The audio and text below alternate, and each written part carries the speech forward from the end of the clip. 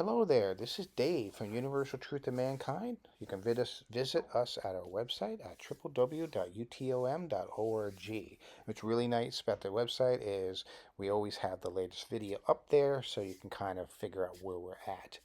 And we also have our Rumble link up there as well. All right, so we're in verse 2 here of the prologue. And as always, we start with the same prayer, and as we learn to bestow.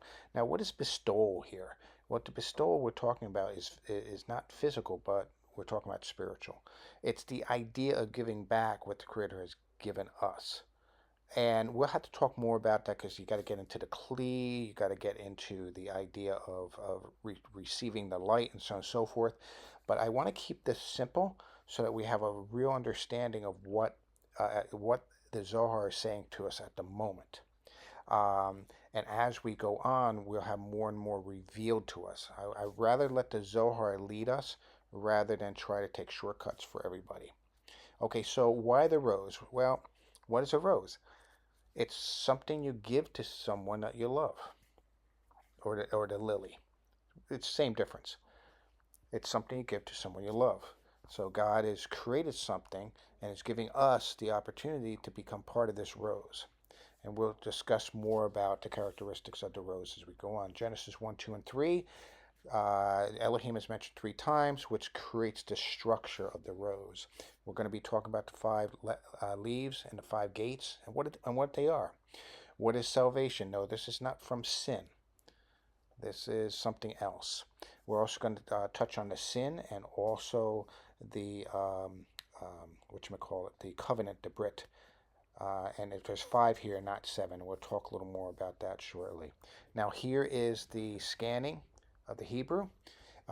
Hebrew is actually a discovered language. It is not something created by human beings. Just interesting here. But you would pause it here, do your scan. And then we're going to get started with the actual text now. Okay, so let me zoom in on this. Unfortunately, I have very bad eyesight. And I am going to zoom in, and here we are. It says, after verse 1, the name Elohim is mentioned another time. In the passage, Elohim moved over. And this is also in the first 3 verses. And why is it mentioned again? It's trying to develop a vertical relationship. It's using the lily or the rose as an image to try to show what's behind the scenes. Okay? In order to bring out the 5 rigid leaves that surround the rose. Now these 5 leaves represent 5 gates of salvation. Now, why 5 gates? Well, think of what a gate is. It's a hole in the wall with a door in it. That's essentially what a gate is. And it keeps out and it keeps in. And it also restricts access. So that's what we're talking about. So there's an effort on our part to move up. And there's things that we have to do to prepare ourselves for this salvation. And this is an eventual salvation for all of us. And we see this in Tehillim, which is Psalms 116, verse 13. This is the cup of benediction that is raised after the meal. We do this in Passover. The cup of benediction must rest on 5 fingers, no more, no less. Just as the rose rests on 5 rigid leaves that represents the 5 fingers. And this rose is the cup of benediction. From the second to the third mention of the name Elohim, there are exactly 5 words, no more, no less. So it's using words to describe a structure in which the writers of the Zohar are using a rose to describe, to give us a visual, which translates as moved over the surface of the waters and set. And these words parallel the 5 leaves from this point. Okay, so the verse continues. Elohim said, Let there be light. So this is all before light takes place. Israel's created all before light. So Israel ultimately here is going to be containing light. What is light? Well, it's the pleasure. It's the wisdom. It's the energy that the Creator is putting forth to us. Okay, so again, Elohim said, "Let there be light," and this is chapter 1, verse 3 of Genesis. After this light was created, it was concealed and enclosed within the covenant that entered the rose and futurified it. In other words, give it the ability to reproduce. And that's what a rose, that's what a flower is. It's to attract the bees for the pollen and to pollinate the flower, which will eventually create a seed. And that seed is what we end up digesting, and thus it transforms us.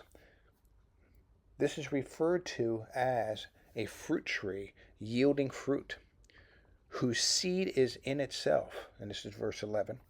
And this seed is the Brit, or the covenant. In other words, the Creator made a covenant through that rose to us. So we have the opportunity to move up and to become part of the spiritual realm, into a safe location, a salvation place. Now, in our physical realm, we can't find salvation. But here is something interesting. You got 5 gates, you got the seed, and so on and so forth. You got the fruit. Now, Baal HaSalam tells us that there's 125 steps between us and the Creator. Us and being equivalents of form with the Creator. And the Creator gives, doesn't receive. We receive, so we have to learn to give. So we have to reverse our nature. That's what we're ultimately after. As we do this, we transform lives and we ascend these 125 steps up. Now, how do you get it? Well, you get it's 5 squared. I'm sorry, 5 cubed. 5 times 5 times 5. So you got the 5 petals, 5 gates.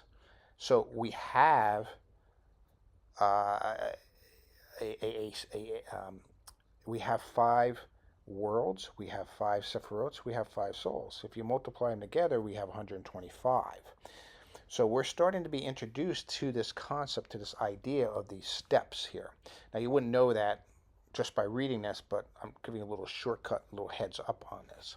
So there's 125 steps that we need to ascend, and that takes multiple lifetimes. So all we have to do is just start the process. Okay, so now we're talking about a seed. Now understand that a seed, it has the basic material, the basic DNA, we can call it, this basic spiritual DNA that replicates itself.